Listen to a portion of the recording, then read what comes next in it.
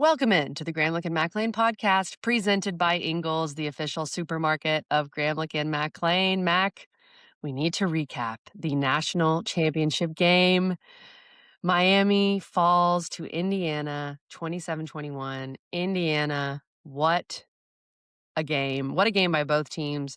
What a ridiculous thing that Indiana has won the football national championship. They went 3-9 2 years ago. They are arguably the worst Power Five program, at least their history. And then they win the national championship. It's just insane. But Mac, okay, before we dive into the game, let's start with, I mean, you were there. Everybody who's anybody was there. You guys were doing TV. You were sitting on the desk with Bill Belichick and Jimbo Fisher and you and Eddie and Taylor. And it looked like a really cool place to be a part of it. Just tell me more about the overall experience. Yeah, it was fun. It was really awesome, and it's been a while since the ACC network has been present at a national championship game. Going back to 2019 when Clemson played, that great LSU team, and it was awesome. It really was, and thanks for giving me kind of that layout there because I do want to shout out our unbelievable crew. I mean, just all year long, just the solutions, the problems, the fixes, the chaos of switching sets and just all how hard those people work. And I know you know that for when you do TV too. They never get any credit. It's only the scrutiny of when things aren't working. And it was a really, really good day. Like for that to be the national championship, the biggest thing we've done, everything, knock on wood, and from my perspective, was perfect. Like there were no hiccups, and so I just really want to give a shout out to our team for doing that and for executing at such a high level. So that was really fun. Because it can be stressful when stuff is going bad. So producer, director, suits, everybody involved, plus all the amazing people that plug the wires in and turn on the buttons. It was a really, really great day. And then just the product and what it looked like. I mean, the fact that we had a Super Bowl winning coach hanging out with us and all these different things and thought we had some really fun discussions and some great points that came to life very quickly, in this national championship game to be there. As you mentioned, literally everybody who covered college football from ESPN and others was there, and just cool to be back around those people. Like we have green rooms, when we go to different events and things like that, and obviously this one had to be pretty big, right? Because it's literally our whole company is there, and I'll peel back the curtain a little bit, for you guys. I walk into this green room and just like seeing the people there, you're looking around and SVP and Kevin Agandi and Tim Tebow and Booger and Marty Smith and literally everybody that you can think of. There's 100 other people Everybody. that I didn't mention. I'm just looking around like, what am I doing here? Like, this is Duh. crazy that I'm with these people because it's cool, right? Like you watch and you see them, just in my childhood. Like I didn't watch cartoons growing up. Like I watched Sports Center, I watched ESPN and watch games and all those different things. And so, just to see and meet and hang out with some of your, childhood heroes is always a really cool thing. And to be peers and to be doing the same thing is it's super, super cool. And we've had a ton of those people on that I mentioned, and you and I know them very personally. And so it's cool to do that. So from all that outside perspective, it was truly amazing. And again, the exclamation point of, our network and this great run from Miami to be with them every step of the way. I thought we put our, best foot forward, and it was really, really fun. It was really cool. You guys were killing it. I've said it. Y'all have killed it all year. The huddle crew and just the coverage, being there for Miami and following this run. And I just think this run for Miami was spectacular in so many ways. And yes, we're going to talk about this game. And of course, Miami did lose. But I think this team overachieved in many different aspects. When you look at coming off of losing Cam Ward to this, the defense, how much better it got.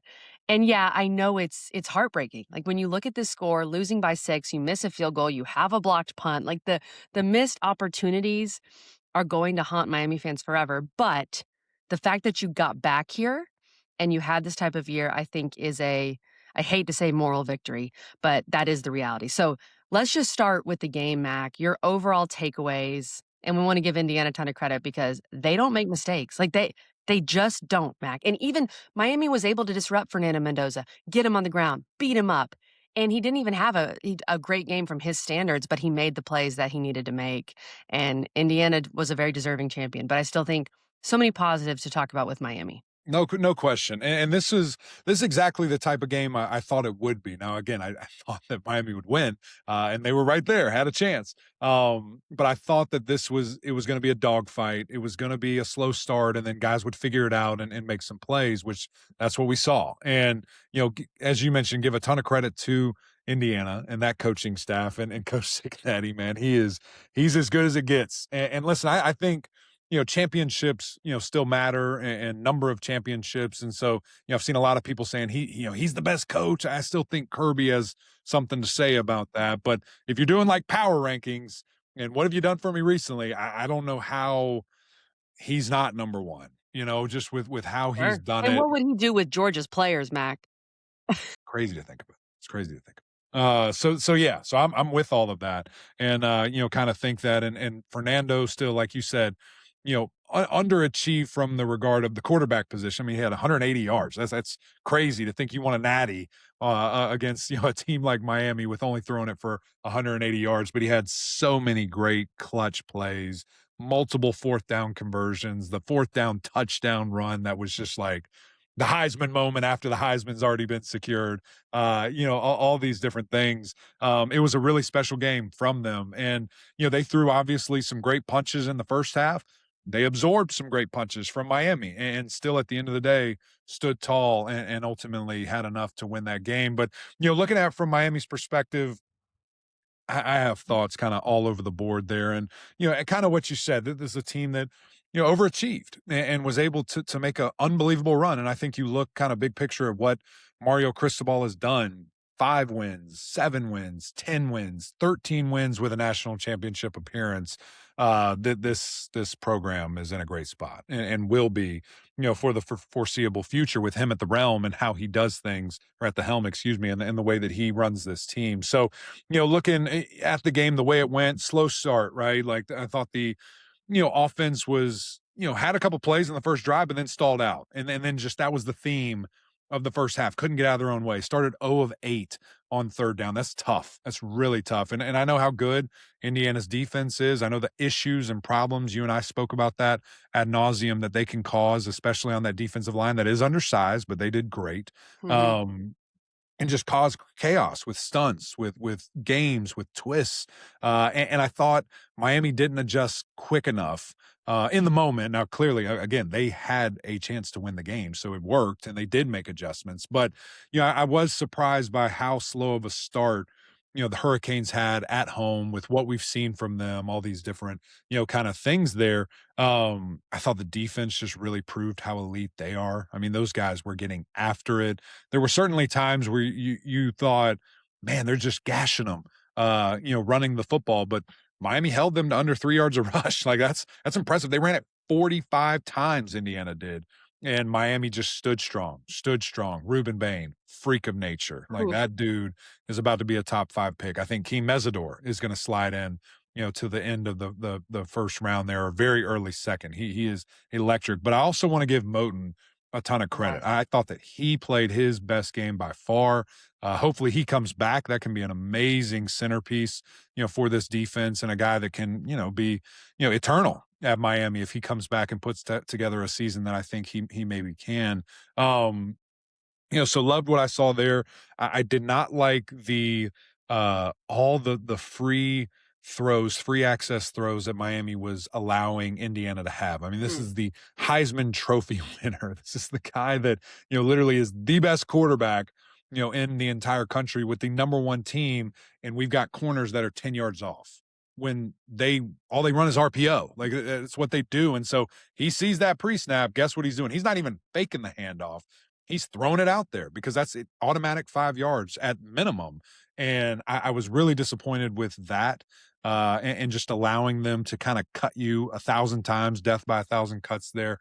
And again, the adjustments that we saw, it all kind of came down to that last drive and the ultimate Achilles heel. And I think it's I'm flying through this game. I'm sorry. I think No, it's super we'll go unfortunate. back into some of the details, Yeah. but go ahead, yeah. Yeah. I think it's super unfortunate, for a guy like Carson Beck that literally 90% of his career is elite and unbelievable, but he has more game losing picks than like anybody in the world. Like it's crazy how many times, that has happened in his career. And this one, was no different. And it's fascinating if you watch it. Because it starts off, you've got 50 seconds. You're on the whatever yard line, the 40-yard line, your own 40-yard line, about to score, about to win the national championship. And Indiana is trying to kind of bluff, trying to trick them, and it looks like a one safety look here. And so you're thinking in 2 minutes. I was talking with Aaron Murray about this. When you're running 2 minutes as a quarterback, you're thinking they're going to be in cover two or two high safeties because they don't want to get beat deep. They want to keep everything in front. You make a pass, they're going to tackle you immediately, and clock's just going to tick, tick, tick. And so Carson saw that and probably knew that safety who was in the middle of the field was going to go to cover two, and he got a little, not a lot, he got greedy, and tried. He's thinking, man, I got a whole shot right here. That safety, there's no way he's going to get there.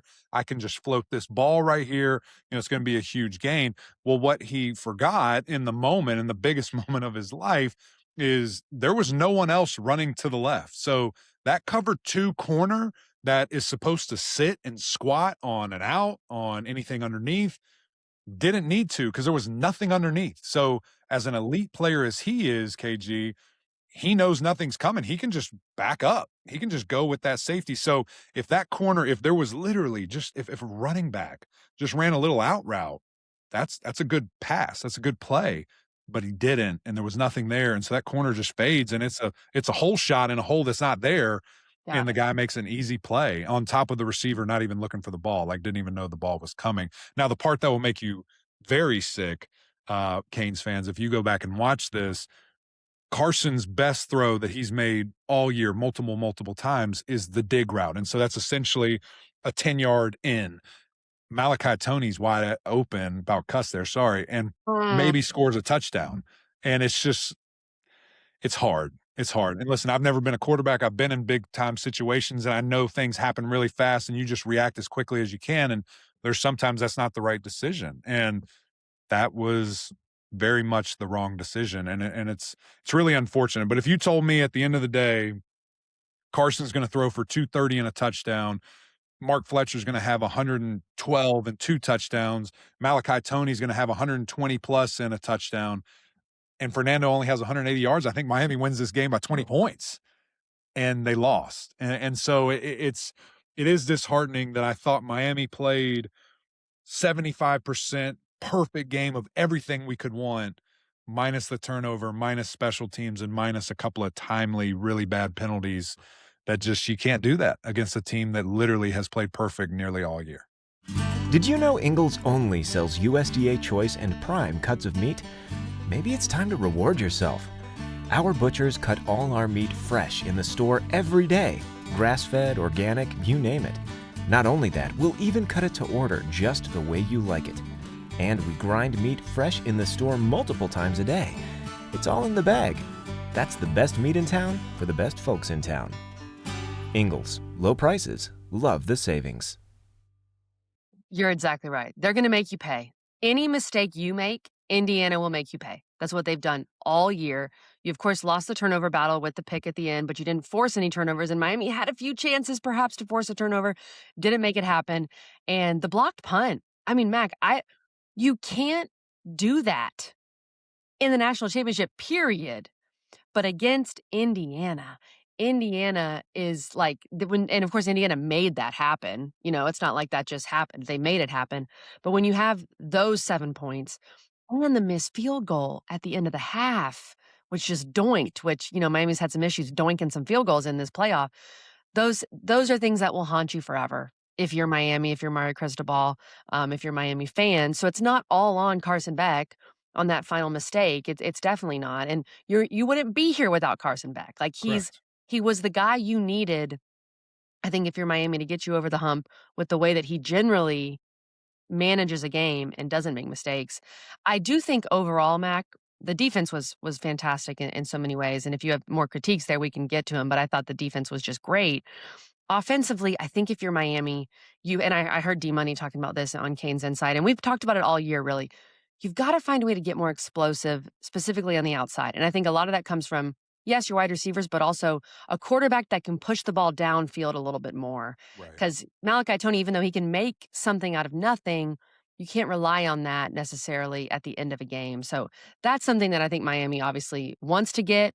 We'll see with the quarterback perhaps they're bringing in, Eric McLean, but the explosiveness just wasn't necessarily there on the outside, perhaps all year, I would say. Yeah, and that's that kind of goes back to looking at Carson's game and man, he's elite 0 to 20 yards. Like he can rip it, he can anticipate those throws. His timing is very nice, but the deep balls have just been a thing he's not great at. And it is what it is. There's plenty of quarterbacks that have had great history of that don't have the strongest arm or don't do this and that. So you have to learn how to throw those passes differently. You have to anticipate better. You have to read the defense better, and things that will be very interesting to see is he able to accomplish, in his NFL career, whatever that might look like.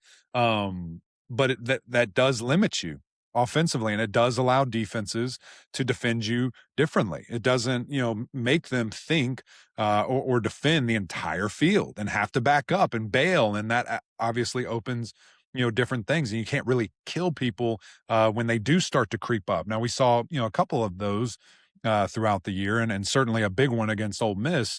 But we saw more misses than we did makes, and so I think that is something that it is unfortunate to have deficiencies of that nature, and certainly as this Canes team moves on and looks at 26, that will be a big point of emphasis to have a quarterback that can just open up the entire field there. I do want to give love to Mark Fletcher too, man, just a guy that is so amazing and such a great player.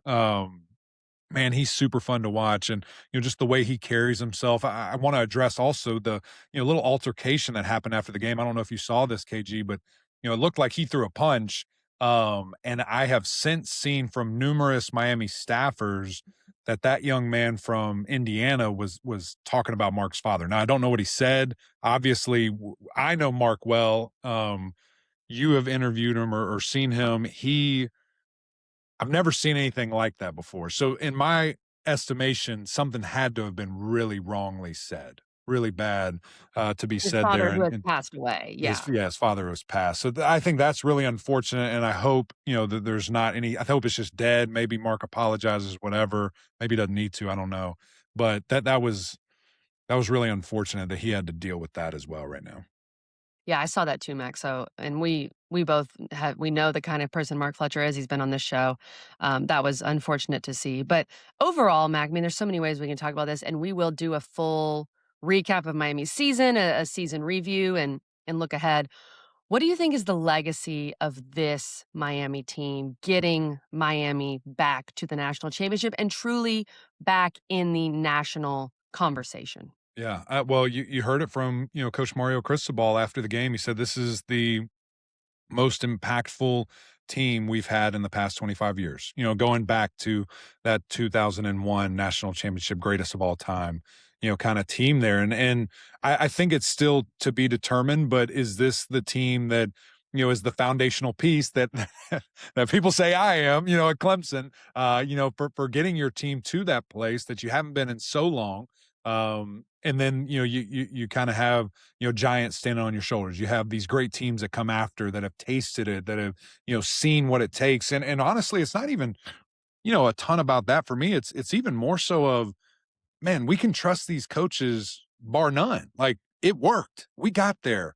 Now we just need a little bit more. We just need a little bit extra here and there to be able to accomplish that. And so I've said this a couple of different times. I think we're about to see a decade of dominance from the Canes. Mm. I mean, there's a ton of things that are going their way from a talent acquisition piece, from the local recruiting and the fact that they are playing at this level, the local stars that they have.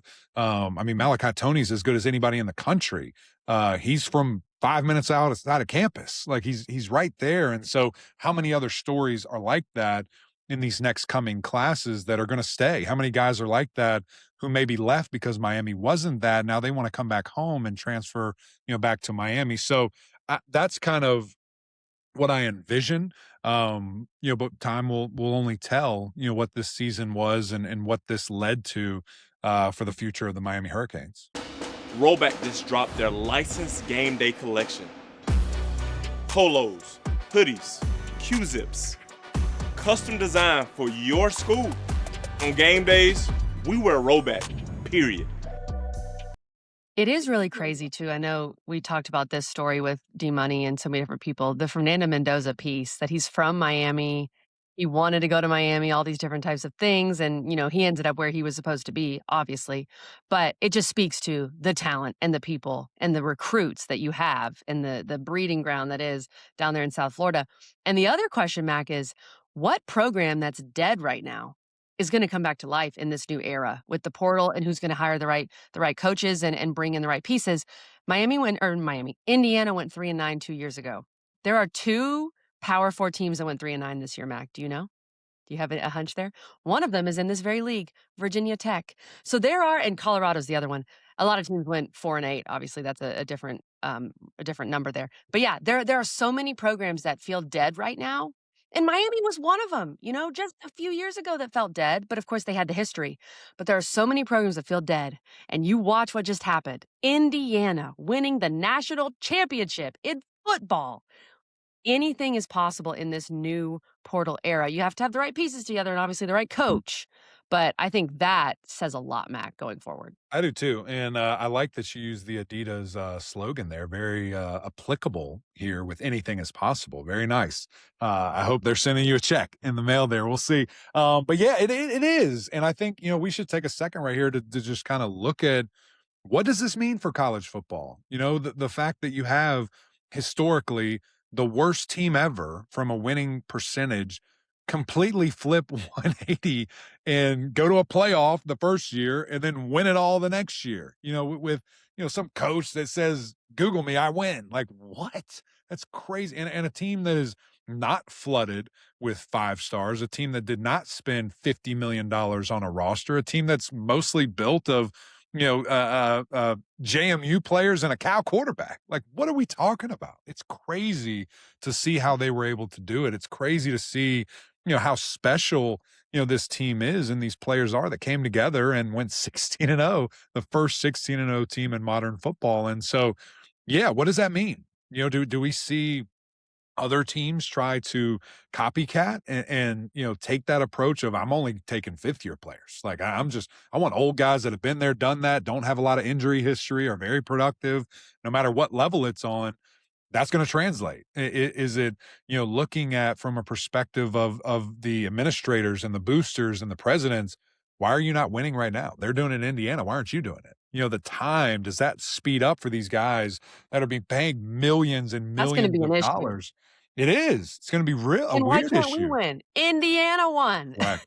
Correct. And Yeah. so, just kind of looking at that, but also then from the fan perspective and the optimism that you kind of alluded to there, who knows when this thing can flip? And at any time, more so than ever before, year to year, you can have a completely different team. You can totally revamp, rebuild, reload, however you want with this kind of transfer portal and the things that are going. So it truly is going to be fascinating. It's going to be so interesting just to see what does this look like. And then, the massive power shift that is happening right before our eyes right here in regards to the decade and a half, whatever you want to call it, 2 decades of dominance, from the SEC, that now the Big Ten 3 years in a row has had a different college football champion Yeah. for all 3 of these years and in very different ways, clearly, that they've won this. So it is 26 is going to be fun. It's going to be really interesting to see. And we are 200 days away from kickoff.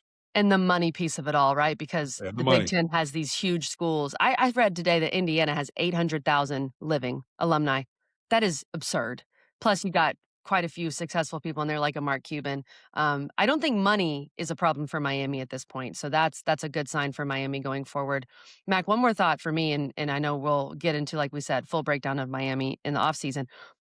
Signetti and the choices down the stretch, specifically to go for it on those 2 fourth downs, that was so gutsy. It was, and if it goes differently, we're maybe having a different discussion. But I'm not sure I've seen that type of gutsy call in the national championship, maybe since Nick Saban onside kicking it against you, Eric McLean.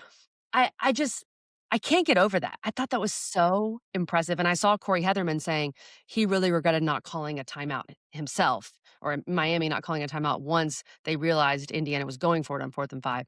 But that's why we love college football, and I thought that was one of the better national championship games that we have had in a long time. It had everything you wanted. It had drama, it had big plays, it had superstar players, it had a team of destiny versus a team that, shouldn't be here in a sense, and just power football duking it out, trying to find a way, to make this happen, and a team that, had a chance to win at the very end and didn't capitalize. I mean, drama was electric. I can't wait to see the numbers and what this game rates out at and how many people were watching, and you're right with Coach Signetti. I mean, those that's why I think maybe he is the best. And again, I probably still will defer to Kirby, but those decisions are tough, and it worked out, and it won him, a national championship. So it's going to be fascinating. We'll see. We've got more to come.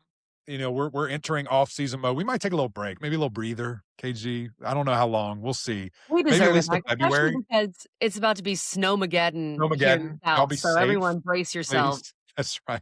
I think we're Brace getting 3 inches. I mean, I fully expect a state of emergency to which be means shut declared. everything down, yep. Yeah. Yes. So that'll be tough. But who knows? Maybe in February we crank some things out. I do want to just, shout out everybody that's listening this year. This has by far and away been our best year. It's been unbelievable. So much fun. We cannot give y'all more credit and appreciation for your support. And of course, our friends over at Ingles, the things that they allow us to do by partnering with us, to give back to the community, to reach out, to do bigger, better shows, things of that nature. So really, guys, it's been a absolute treat. And partner, I appreciate all of you and everything you bring to this table. Let's keep going. This thing's going to the moon, and we're not slowing down. So we appreciate you guys so much. Until next time, maybe until February. We'll see y'all.